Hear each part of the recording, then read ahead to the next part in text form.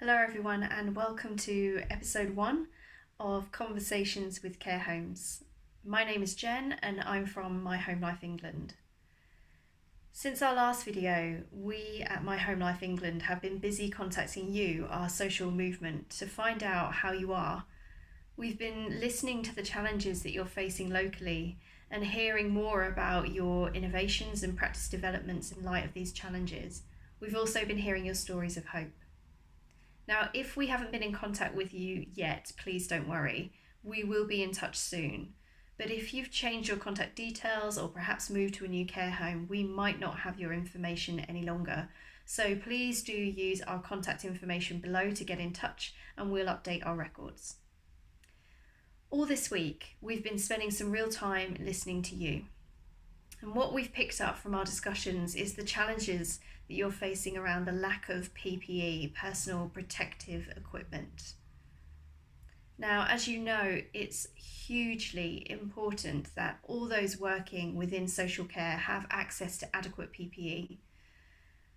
You know that whilst our government has promised that all care home workers will receive the PPE they need, it's been widely reported by you to us that you're still struggling with the levels of supplies that you have.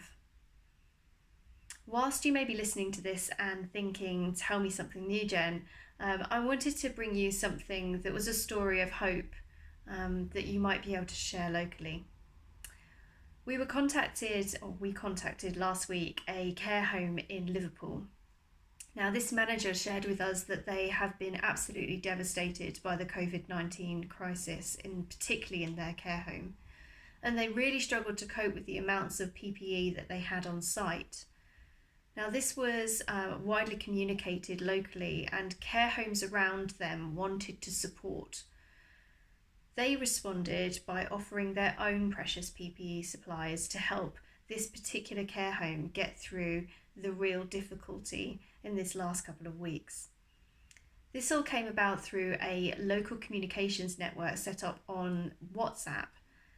It was these local care homes who ensured that the few PPE resources that they collectively had were distributed to those who needed them most. In this case, this act of kindness made a very real difference. It didn't fix the problem long term, but it helped to relieve immediate stress and reduce the danger of those caring and receiving care in the home. This story again shows the incredible generosity and camaraderie that is all around us in this particular special care sector. Keeping with this example then, I'd like you to think about what groups you are already set up with, perhaps through Facebook or WhatsApp or any other social media platform. Are these groups supportive? What could be helpful to your staff, relatives and residents that these groups could provide? What do you need help with personally or professionally? A top tip that was given to us from Liverpool care home managers was, please don't get overwhelmed by joining too many local groups via WhatsApp. However tempting this may be, having this amount of information coming into your phone can be extremely overwhelming, and especially if it's your personal mobile phone. Try instead to choose groups wisely and ensure that you're getting what you need from them. Now, in other news, we've had lots of information given to us about the development of digital connections. Many of you have been sharing about trialling new digital connections to link care homes with their communities and relatives. This includes things such as using FaceTime, Facebook Portal, Skyping relatives who can't at the moment see their loved one. You've also been using technology or technological links to local groups who can support residents' normal routines, such as perhaps going to church, visiting a club, or attending local coffee mornings. And we've heard from care homes in North West London that 6 residents living with dementia were able to virtually attend their usual Sunday church service via a social media platform. The church worked with the care home to ensure that residents could keep their Sunday routines and enjoy sermons and hymns. This was all achieved via the social media platform Zoom. Now, thinking about this, perhaps you have a resident who would usually attend a club or a place of worship every week. Would these local groups be encouraged to connect into your care home virtually so that residents are able to be included still?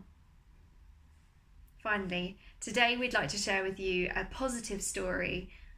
This story comes to us from a care home in West Midlands, which has received over 300 well-wishing birthday cards and messages from the local community to their resident Gladys.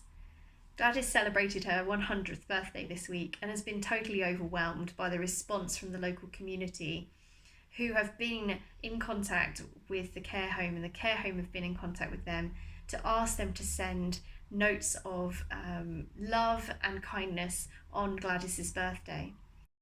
As well as Gladys receiving cards and well wishes, she also received a professional birthday cake made just for her. Gladys' special birthday request to care home staff was to have a visit from the ice cream van. Now, knowing this wasn't possible, the staff gave Gladys a cardboard ice cream van that they were making for weeks on end, and Gladys was able to have her ice cream delivery in the end. As you can see, with the support of staff and local communities, Gladys had an amazing 100th birthday.